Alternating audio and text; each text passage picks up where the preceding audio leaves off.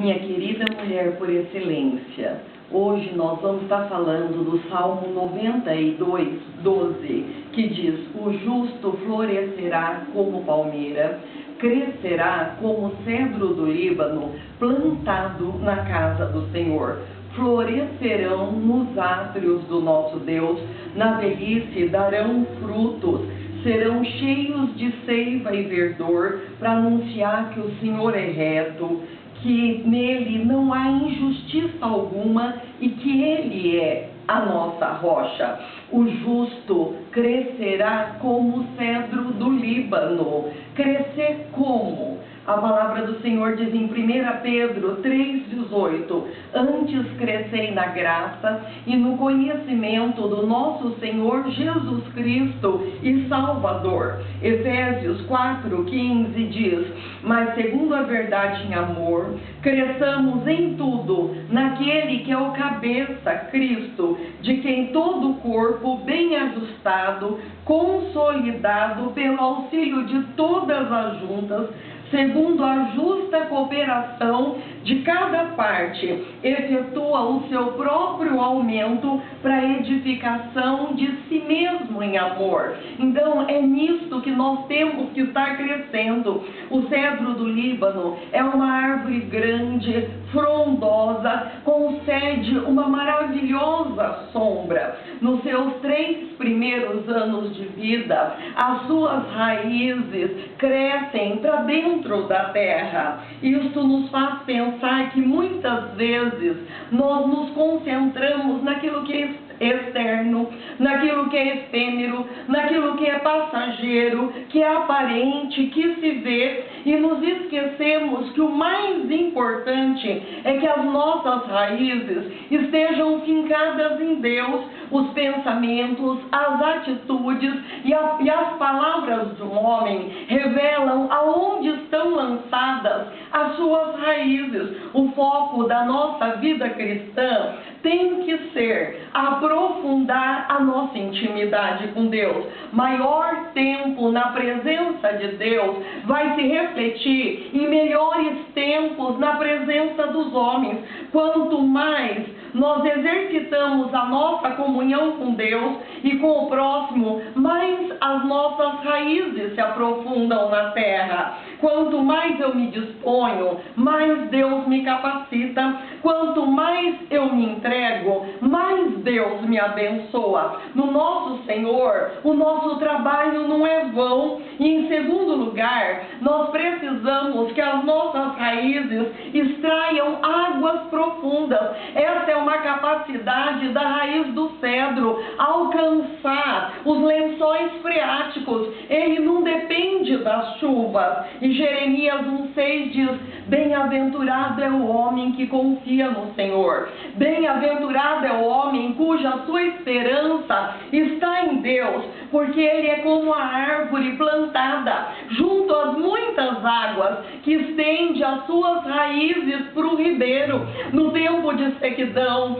no tempo de calor, as suas folhas não deixam de ser verde. Essa árvore, no tempo de sequidão, não se perturba, ela não deixa de dar fruto em momento algum. Esta é a categoria das pessoas que não temem, porque elas encontram as águas do Espírito Santo, mesmo nas condições mais desfavoráveis que elas estejam vivendo, mesmo nos momentos mais áridos, nos momentos mais tenebrosos, pelo simples fato que elas não se desconectam de Deus, que é a fonte das águas vivas, quando vem o tempo da adversidade. Deus, ele jamais nos desampara. Deus, ele jamais nos abandona. Nós é que muitas vezes não entendemos o seu amor constante, questionamos a sua sabedoria, questionamos as coisas que Deus está fazendo na nossa vida, as coisas que no momento nós não estamos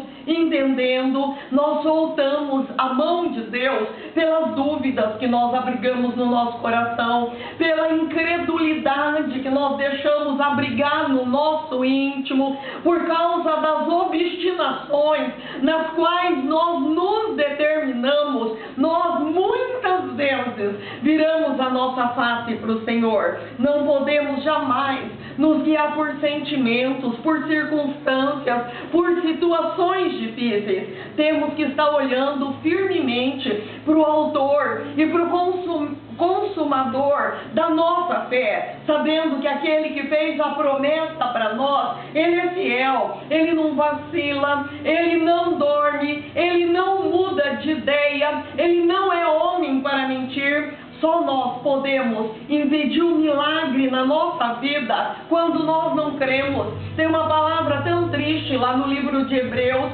que fala que, tendo Deus tirado o seu povo do Egito, não conseguiu entrar com eles em Canaã, porque eles não misturaram a promessa com fé. Nós temos que misturar a promessa de Deus com fé, para que nós possamos alcançar tudo aquilo que sonha o coração do Pai para a nossa vida. Busquemos em Deus, não em pessoas, não em circunstâncias. Elevemos nossos olhos para os montes, como diz o salmista, lá no Salmo 121. Eu elevo os meus olhos para os montes.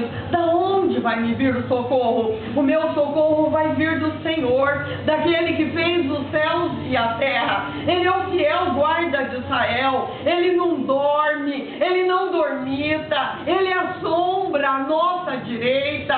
Ele é aquele que não deixa que o sol nos moleste de dia, nem a lua de noite. Ele é aquele que guarda a nossa entrada, que guarda a nossa saída, que guarda a nossa alma. Quando em toda e qualquer situação nós buscamos no Senhor, e a palavra diz que quando Jesus passava pelo lago de Genezaré, e lá ele via pescadores que haviam tentado pescar a noite inteira e nada havia conseguido, experimentando os mesmos sentimentos que muitas vezes cada um de nós experimenta, de frustração, de decepção, de tristeza, de desânimo. Jesus disse a Simão: Simão, vá para águas mais profundas.